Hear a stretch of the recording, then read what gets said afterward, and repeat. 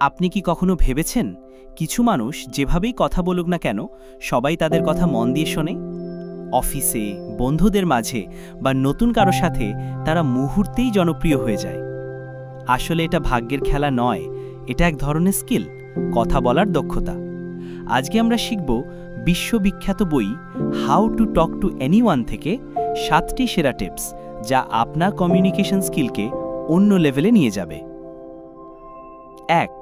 প্রথম ইমপ্রেশনই শেষ ইমপ্রেশন। মানুষ প্রথম 7 সেকেন্ডেই আপনার সম্পর্কে একটা ধারণা বানিয়ে ফেলে।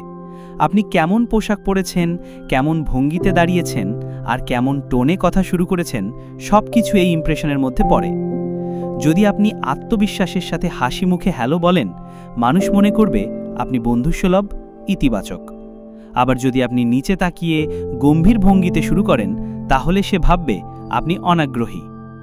টিপস: কারোর সাথে প্রথম দেখা হলে চোখে চোখ রেখে হালকা হাসি দিয়ে ভদ্র অভিবাদন জানান, এতে আপনি সাথে সাথেই আকর্ষণীয় মনে হবেন। 2. হাসির জাদু ব্যবহার করুন। হাসি হল সবচেয়ে শক্তিশালী অশব্দীয় ভাষা। একটা সত্যিকারের হাসি অন্যের মনে বিশ্বাস জাগায়। শুধু ঠোঁটের কোণ টেনে নয়, চোখে যেন সেই উজ্জ্বলতা ফুটে ওঠে। এটাকে বলে ডুশেন স্মাইল। উদাহরণ: যখন কোনো দোকানে বিক্রেতা আপনাকে আন্তরিকভাবে হাসিমুখী সম্ভাষণ জানায়, তখন কি আপনি আরামদায়ক বোধ করেন না? ঠিক তেমনি যে কোনো কথোপকথনে হাসি মানুষকে আপনার দিকে টেনে আনে। 3. সক্রিয়ভাবে শুনুন, অ্যাক্টিভ লিসেনিং। মানুষ সবচেয়ে বেশি ভালোবাসে তখনই যখন কেউ তাদের মনোযোগ দিয়ে শোনে। শুধু বলা নয়, বরং মাথা নাড়ানো, মাঝে মাঝে ছোট মন্তব্য করা অথবা শেষ কথাটা রিপিট করা, এগুলো বোঝায় যে আপনি সত্যিই মনোযোগ দিচ্ছেন। উদাহরণ: কেউ যদি বলে আজকে কাজে ভীষণ চাপ ছিল, আপনি উত্তর দিন, ও কাজের চাপ অনেক ছিল, কি ধরনের কাজ করতে হলো? এতে বুঝবে আপনি আসলেই আগ্রহী। 4. মানুষের নাম ব্যবহার করুন। একজন মানুষের কাছে তার নামই সবচেয়ে মধুর শব্দ। যখন আপনি তার নাম নিয়ে সম্বোধন করেন, তখন সে মনে করে আপনি তাকে গুরুত্ব দিচ্ছেন।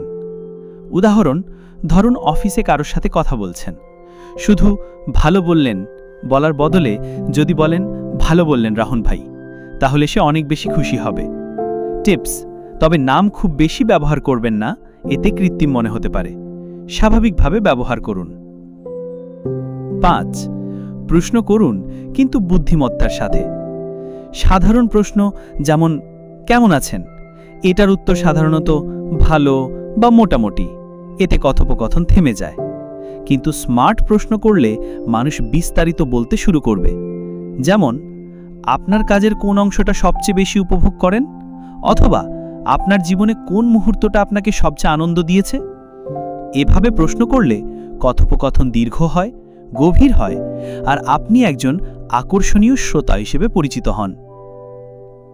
6. শরীরী ভাষা নিয়ন্ত্রণ করুন। শরীরী ভাষা, বডি ল্যাঙ্গুয়েজ, কথার থেকেও বেশি শক্তিশালী। যদি আপনি হাত গুটিয়ে দাঁড়ান, সেটা আত্মরক্ষার ভঙ্গি। মানুষ ভাববে আপনি বন্ধু হতে চাইছেন। আবার যদি নিচে তাকিয়ে থাকেন, সেটা আত্মবিশ্বাসের অভাব দেখায়। টিপস: কথা বলার সময় খোলা ভঙ্গি রাখুন, হাত স্বাভাবিকভাবে নাড়ান আর চোখে চোখ রেখে কথা বলুন। এতে আপনি আত্মবিশ্বাসী ও বিশ্বাসযোগ্য মনে হবেন। 7. সবসময় পজিটিভ এনার্জি ছড়ান। মানুষ সবসময় সেই সব মানুষকেই মনে রাখে যারা তাদের জীবনে আলো নিয়ে আসে। যদি আপনি শুধু অভিযোগ করেন আজকাল কাজ হচ্ছে না, সব কিছু খারাপ, তাহলে মানুষ আপনার কাছে থাকতে চাইবে না। কিন্তু যদি আপনি বলেন হ্যাঁ সমস্যা আছে, তবে সমাধানের চেষ্টা করছি, অথবা আপনি দারুণ আইডিয়া দিলেন, তাহলে মানুষ আপনার আশেপাশে স্বস্তি পায়। পজিটিভ এনার্জি মানে শুধু হাসি খুশি থাকা নয়, বরং অন্যকে অনুপ্রাণিত করা, প্রশংসা করা, উৎসাহ দেওয়া।